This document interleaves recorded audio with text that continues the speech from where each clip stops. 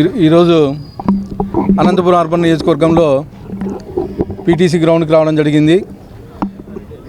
Election క్యాన్వాసింగ్లో భాగంగా ఇక్కడ walkers association కలవడం జరిగింది. అప్పుడు ఏవైతే సమస్యలు చెప్పారో దాన్ని పరిష్కరించే విధంగా ఇక్కడికి రావడం జరిగింది.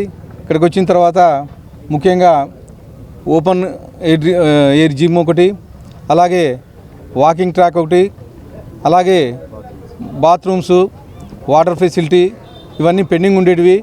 ఈరోజు మున్సిపల్ కమిషనర్ గారితో ఇక్కడ వచ్చి దీనికి సంబంధించినవన్నీ ఎస్టిమేషన్లు ఏమని ఆదేశించడం జరిగింది.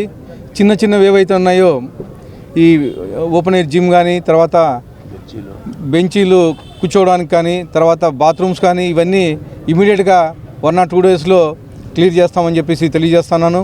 అలాగే ముఖ్యంగా వాకింగ్ ట్రాక్ అడిగారు ఇంతకుముందు.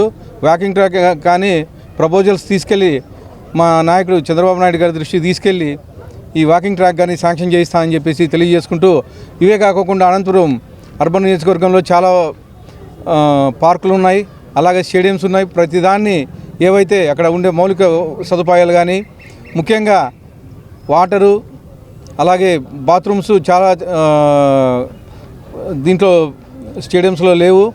గత 5 నెలల్లో ఉన్నా కానీ మెయింటెనెన్స్ లేకోకుండా మొత్తం నిర్వీర్యం చేసి పడేశారు.